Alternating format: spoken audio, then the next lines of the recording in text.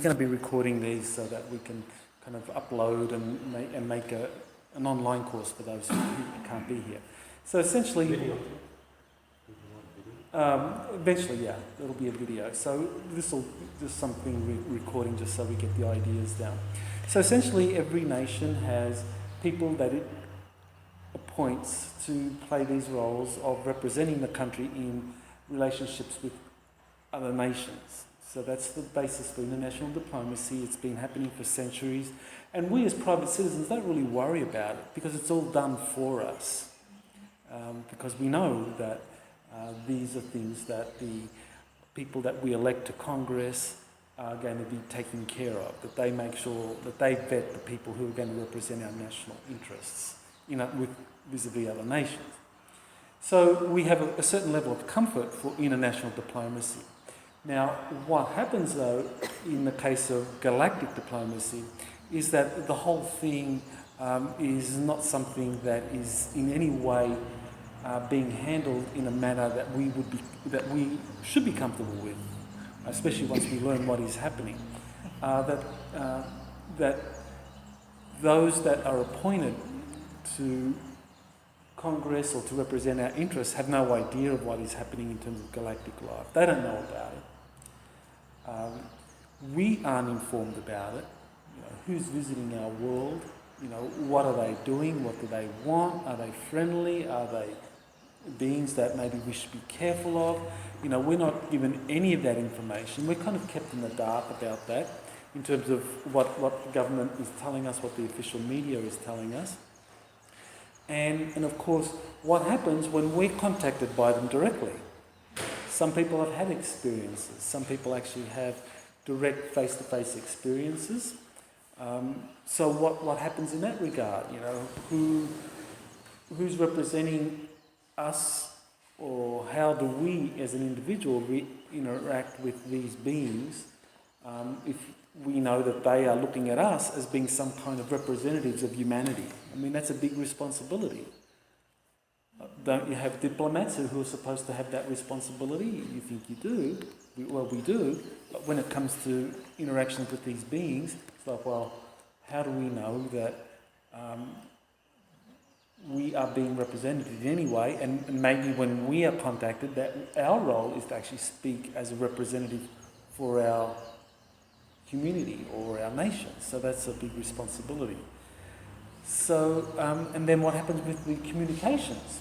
I mean, the communications that are telepathic, what happens there? I mean, that is a form of contact.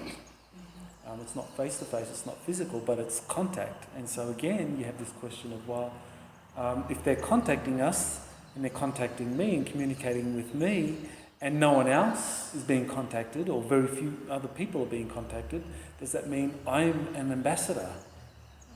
So these are all things that we need to kind of start thinking about, because when it comes to relationships between us as a people and galactics, things are not normal. Things are anything but normal. So the things that we expect, such as in the official world of international diplomacy, don't apply, because there's nothing that is actually happening in a way that we can understand is really representative of our interests. Now, there is a form of diplomacy that is happening, but it's happening behind the scenes, involving people who have been appointed by committees, very secret committees, who conduct relationships with the visitors. Now, you've probably all seen the Men in Black movie, and who hasn't seen that? Has anyone not seen the Men in Black movie? The Men in Black, with Will Smith, yeah. Okay, I mean, it's a fun way of looking at this ridiculous idea that we are being visited by other worlds, and you have this official government system or secret system that is set up to kind of interact with that face-to-face with that. Well, the truth is that it's actually much closer to the truth, that in fact you do have a secretive set of agencies that are handling off-world visitors to our world and making sure that they don't kind of become too obvious in revealing themselves, that any individuals, us, that have face-to-face meetings with them are not being told the secrets of the galaxy by these beings. So there is actually a secretive agency that does this. And this is something that has been happening. So that is happening behind the scenes without any of that becoming publicly known, without us having any input into how this is supposed to be happening. So when we kind of look at all of this, it's like, well, who is representing our interests? You know, the people in this room, the people listening to this lecture, or who are reading the books, who is representing their interests? Now, one way of saying it is that, well, maybe the people who are representing our interests is that secret committee that is appointing representatives or appointing officials to have these face-to-face meetings with extraterrestrials. Now, if you say that, well, then you probably feel comfortable with that. I certainly wouldn't feel comfortable with that a secretive committee that has been appointed according to presidential orders dating back to the Eisenhower administration, where even current presidents don't know what's going on, that somehow these people represent our interests. I find that to be very, very difficult to accept, and I think most people will find that difficult to accept. So, you know, they're really representing their interests in these face-to-face meetings and communications with extraterrestrial visitors. Who represents our interests? Okay. Well, it's we wouldn't say it's that committee. We wouldn't say it's any official body like the Congress, the US Congress, or the United Nations, because none of them seem to be aware of this information. None of them actually take it seriously. If we contact them, send them letters and say, well, what are you doing about it? Why aren't you telling us about it? They say, well, we don't know what's going on. And so, okay. So they don't seem to be in the loop about what's going on. So who represents our interests? If it's not the UN, if it's not the Congress, certainly not these secretive committees, who is going to represent our interests? It has to be us. We have to represent our own interests. We actually have to be familiar with, okay, what is happening and how do we represent our interests? Okay, so this is what the first chapter in the book talks about, the Galactic Diplomacy book, is who represents our interests. Now, I talk about different communities on the planet because in a way, you know, we are citizens of this planet. Certainly we are citizens of nations, different countries. I guess most of you are US nationals. I'm an Australian national, so I'm actually a legal alien in this country. So I am an alien as the government would view it, but I'm here legally. And of course we have illegal aliens and we have off-world aliens, so we have different types of aliens. But we have our own kind of interests personally that we want to be sure are being represented in interactions with these off-world visitors. So in the book I talk about, well, you know, who's representing the different constituencies on the planet. So I've already talked about us, the human race, and say, okay, it's quite clear that it's a mess, that no one is actually representing us directly other than these secretive committees, and we don't recognise them because we don't give them legitimacy. We don't say, okay, we approve of what you're doing. So it's really kind of open as to who represents our interests to these extraterrestrial visitors. But we're not the only intelligent species on the planet. People have done studies and have shown that there are very intelligent species on the planet that inhabit our world that also are capable of developing or exhibiting high levels of intelligence. And so we have the cetaceans, dolphins, whales. Elephants also have very large brains. So these are all creatures that have a very high degree of intelligence and are fully capable of actually being recognised by extraterrestrial visitors as intelligent. And it's very interesting that in the early 1960s, the very first effort to try and work out how many intelligent civilizations exist out there recognised that there were 2 intelligent species on planet Earth.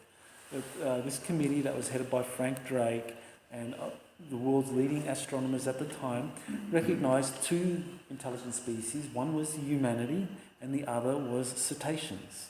They recognized that cetaceans have this high degree of intelligence. And certainly anecdotally, we know that cetaceans, dolphins, whales actually have their own relationships with extraterrestrial visitors. That people who are working with cetaceans, with dolphins and whales, telepathically say that this is what they have been told, that the dolphins and the whales often interact with the extraterrestrial visitors because the extraterrestrials recognize them as being the custodians of the oceans of our planet. Now, this is where we do a reality check. It's like our planet is 2/3 water, 1/3 land. So why would we think that we humans who inhabit the surface of our planet would somehow represent the interests of our planet? If extraterrestrial visitors come down and they say, well, who represents your planet? We think, oh, well, it would be like the UN or the US because these are politically organised bodies that represent our interests, but it only represents one constituency, which is the human race, or those of us that live on the surfaces of the planet. But we have the oceans, which are actually far bigger. I mean, we're not like the surface of the planet is like, it's just the surface. That's it. There's what, 7 billion of us that, all the animals, we live on the surface of the planet. The oceans have, up to 6 miles of depth with billions and trillions of creatures there. Some of them are very highly developed and they inhabit that whole area. So the actual under the ocean is an incredibly vast space, much bigger than the surface of the planet, filled by different life forms, and some of these are very intelligent, like the dolphins and the whales. And so extraterrestrials would recognize them as being the custodians of the oceans. And so it's not surprising that extraterrestrials actually interact with the cetacea to kind of like find out how they feel about extraterrestrials being here and establishing a presence, establishing a base, for example. If extraterrestrials come from some distant world and say, oh, we want to develop a location or a base in some kind of remote area where no one's going to trouble us and we won't trouble anyone, oh, I think we'll go to the bottom of the kind of Mariana Trench. Okay, well, who do they go to? Do they have to ask permission? Well, it's a kind of international waters. No nation on the planet actually has control over the bottom of the ocean around the world. So they would probably go to an intelligent species that is kind of frequenting that area, like the whales and the dolphins, and say, hey, we want to develop a base here. How do you feel about that? So they, all right, well, and so they work it out.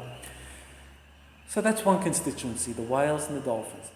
Another constituency is the subsurface civilizations on the Earth. We know that there have been ancient civilizations on the planet which during historical upheavals, where there have been cataclysms on the planet Earth changes and so forth, that they actually have established a presence in the deep underground of the Earth. And so some people say that we actually have a hollow Earth. But certainly we have vast amounts of open space beneath the surface of the planet. And we know that there are these civilizations that date from ancient Atlantis, ancient Lemuria, that inhabit these deeper locations under the Earth, and that they have their own culture, their own knowledge, their own wisdom that they keep, that they kind of preserve, that in a way that they're the ancient bearers of the knowledge, of the wisdom that we as a species collectively developed, and during some golden age that we on the surface were living that life, but then through upheavals and through the descent into some kind of sleep, into some kind of forgetting, whatever name you want to give it, or moving into an Iron Age, Kali Yuga, whatever term you want to give it, we have lost that knowledge on the surface, but the subterranean humans have maintained that knowledge. And so in a way, they're a physical embodiment of Everything that we have over millennia attained, but we have forgotten, but this subsurface civilization maintains that and holds that. And there is also a reptilian species. The actual Indians, the Vedic culture, talked about them. They talked about the snake people. And they talked about these beings being very intelligent, very wise. And so we actually have an indigenous reptilian culture or presence on the earth that, again, goes back thousands and thousands of years. And some people say that they actually predate the human presence on the earth. They believe this is their That's right, they've been here so long that they actually have a right to say that this is their planet. Mm-hmm.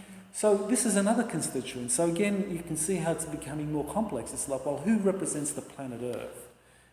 Our governments and the secret committees that are being appointed to manage the whole thing of contact with the extraterrestrials, they think that they're in control, but really we have all of these different other constituencies here. You know, we have the cetaceans in the oceans, we have the underground humans, we have the indigenous reptilians, and then we have politically organised humanity on the surface. And so the extraterrestrials that come here, they're going to look at us and they're going to say, what a mess.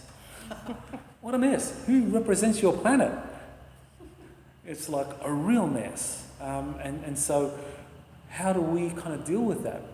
Well, the big, something I spend a little bit of time here talking about in the first chapter is that the actual planet herself is an entity, is a physical entity which has its own interests, its own kind of self-preservation. James Havelock is a researcher that talked about the Gaia hypothesis, that the planet is actually a living entity, living in a different way to how we would consider to be living, but nevertheless something that is self-regulating, something that is able to achieve homeostasis, a balance. And probably the best kind of metaphor for describing this was the movie Avatar, where Pandora, actually that moon, actually Pandora had a consciousness, had a spirit, and ultimately the beings on the Navi, that they learned to be able to communicate with the spirit of Pandora, and that they achieved balance with that, and that when the humans came, the corporations came and wanted to start creating havoc and mine and all of that, that there was this intervention or cooperation between all of the species, the Navi and the animal species and the planet herself, or the moon herself, the spirit of the planet, to preserve the balance. And in a way, we live in a world like that there is a spirit. We can call it gay, we can call it whatever we like. And we as individuals, we get our power, we get our right to represent, to stand in our fall, or to stand in our centre, the more we are in alignment with the spirit of the planet. And I think this is the importance of Hawaii, where we live, because we are truly connected with the land, we are connected with the Aina, as they call the native Hawaiians here. And the more we are in tune with the land, with the rhythms of the oceans, with the life forms that are here, the more we begin to identify beyond our physical body and our kind of political allegiances, and we recognise ourselves as being citizens of the planet, the more we are going to be able to represent not only ourselves, but also our human brothers and sisters, but the planet herself and all of the different life forms on the planet, both in the oceans and under the surface, in these interactions with the extraterrestrials. And the more the extraterrestrials see us as being humans that actually are connected and embody this greater set of interests, then the more they're going to work with us and try to open up our world to the greater reality. So really, that's where I think this book is trying to take us, in this direction of seeing us as being kind of planetary ambassadors.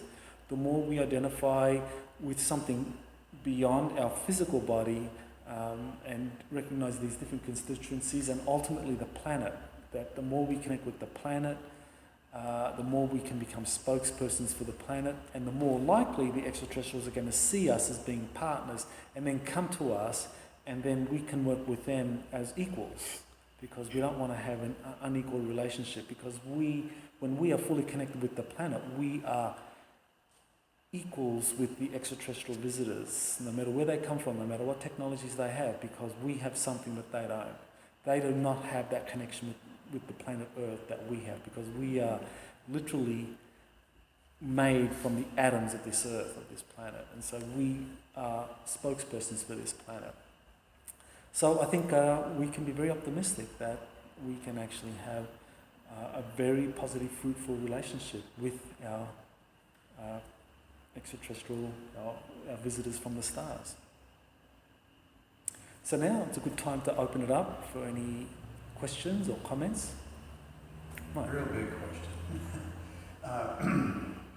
I agree. I'm absorbing everything you're saying and agreeing with it 100%. The part that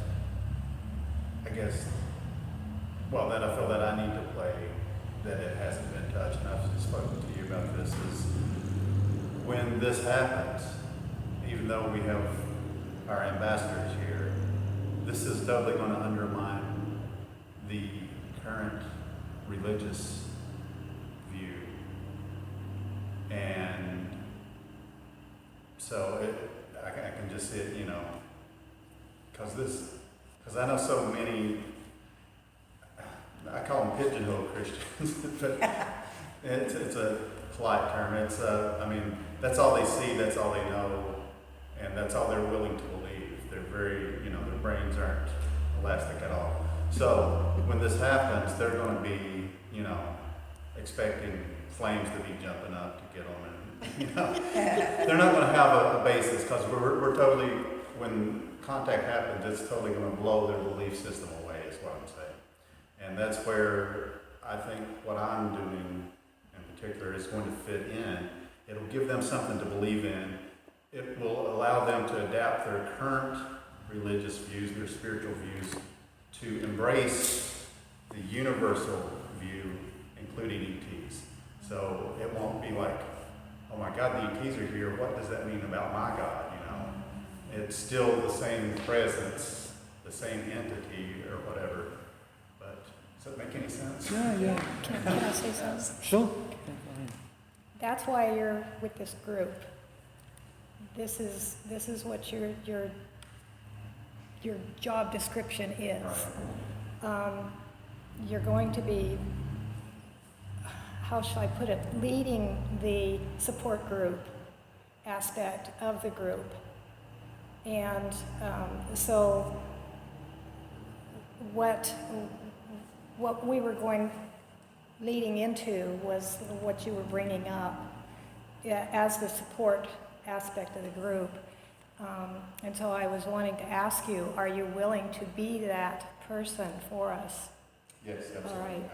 Okay. So as this person, then we would like to have you give some input on how, we as the public educators can also be supporters of these, the community and the people that we will be educating, to help them at the same time, make their paradigm adjustments and come to terms with all of this. Right. So if you could help us learn how to do that, that would sync real well with the educational aspect. So we have the two working together as one unit. Right. And so each class that we have is going to compose of the educational part and training us to be public educators. And then it's going to compose of the support part. And that's where I would like to have you, as a trained psychologist, help us understand how we can do that. And incorporate that together with the educational part that Michael is doing. Does that make sense? Yes. Okay, great. Question, so Yeah. I'm guilty of empowering the government entities that we recognize on the planet. I'm one of those that cringes at the thought of the power that they have, especially the military industrial complex. How do you see yourselves interacting with that presence, I think Right, that right.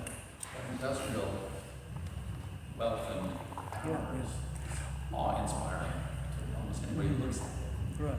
Well, what we have here, of course, is we have these visitors that are coming and wanting to introduce themselves. And we have, as you were saying, the military-industrial complex from the United States and in other countries that have this kind of loose coalition going where they coordinate and amongst themselves kind of like take control over how these visitors come here and interact with us, and they have their own interests. Yeah, they're not going to want to relinquish. That's exactly right. But it's all done in secret. Yeah. Okay, but they just assume that because they can say, well, there's this presidential order, this executive order dating from the Eisenhower administration, and this was approved by George Bush and approved by so and so, that they have legitimacy, that they have the right to do this. That is how they create their own legitimacy. Mm-hmm. Now, we as private citizens, we need to kind of like expand beyond the idea that we are just citizens of one nation. We are citizens of the planet. We are all here because we truly are citizens of the planet, and that as citizens of the planet, we have these different groups whose voices are not being heard. The dolphins and the whales, they're being killed by the Navy out there doing all these active sonar training things, and they're just kind of massacring them. And they don't recognise the cetacean as having kind of any rights that we have. Any relevancy to what they're doing. Exactly. Japan just stopped. In the Antarctic. Another Harvesting whales. Right, right. Is they this really? Fuji? They're stopping. What And this about is, you? I mean, there's so many things happening right now that it's just amazing. Right, right. That, I mean, they're good things. Yeah. I couldn't believe it. It was Yeah. like, But it's this just is like, it, because So it's going to have to be a people power thing. well, not so much people power, because we're not thousands.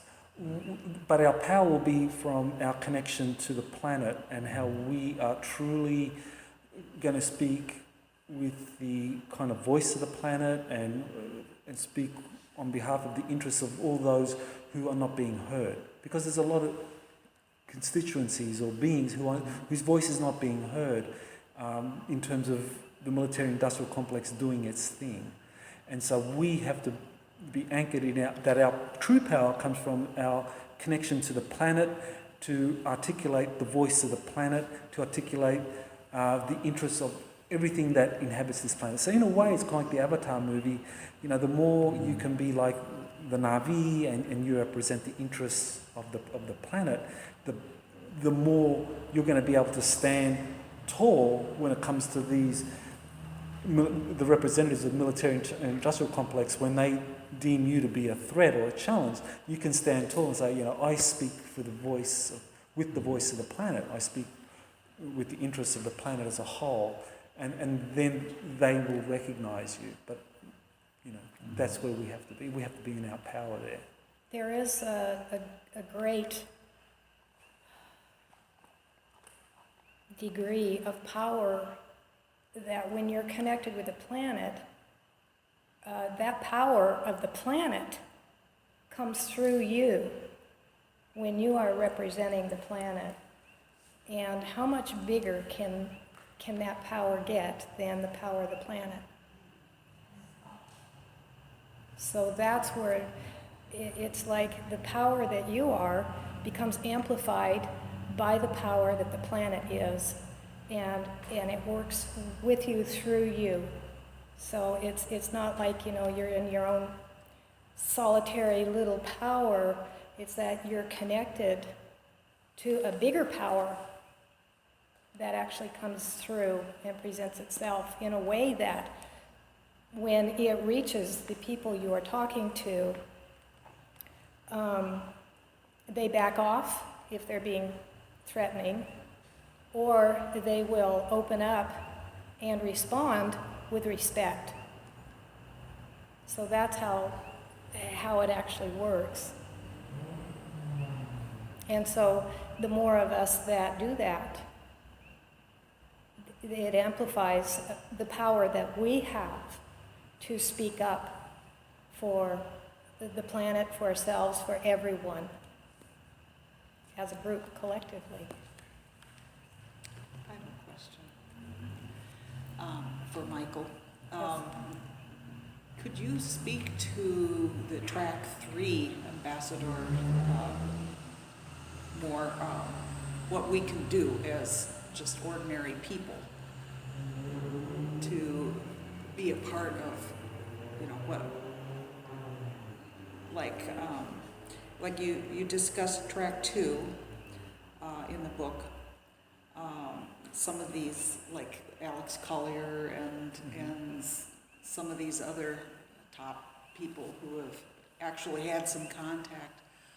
And track 3 is like you and me, all of us here. Am I understanding that correctly?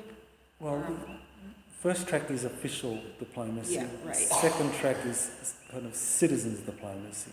Mm-hmm. And as citizen diplomats, we understand that we represent the interests of someone when we're communicating with these off-world visitors. And the more we can identify, well, who do we speak for? Who do you speak for when you're interacting with these beings? That's going to be very helpful. Now, in your case, you have a lot of cats. Now cats actually, the more you articulate the needs or the interests of your cats, it's a way for you to kind of like represent a wider community and kind of like extend out that way. So I would say in terms of getting ready, preparing, it's just like going beyond what our own personal interests are to identify with kind of the life around us, the animal forms around us, and of course nature. All of these things are really great preparation. Energy flows where attention goes. And what about the solar? The sun energy is very prominent now too, Yeah. and I find myself identifying with the sun a Yeah, lot. me too. Yeah. I'm just- Well, I will talk about that Okay. another day. Okay. Any more questions? Agartha. The beings are supposed to be coming up from Agartha. Am I correct? And they want to actually, they're going to need a place to sleep? I don't know if they're going to need a place to sleep. They basically, as far as I understand it, they look at us as essentially being very heavily polluted with self-limiting thought forms. Now, are they very, very large? I've heard that they're practically giants compared to Well, us. that's I right. read the books, Right. what's his name, the one that had the plane years and years ago. Admiral Byrd. Admiral Byrd. Right. And then the other young man and his dad that sailed from, Olaf Jensen. yes, Olaf Jensen. I read that one too. Yeah. And I know they're real. Yeah. I mean, because I can feel things. Right. And I felt the reality of both Mhm. those books. I know it's real. What are we talking about now? Agartha is the inner earth Mhm.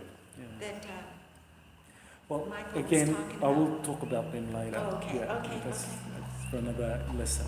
I had a dream it was a message, came to me one night, and the message said, very loudly, very clearly, the inner earth is a living reality. That was it.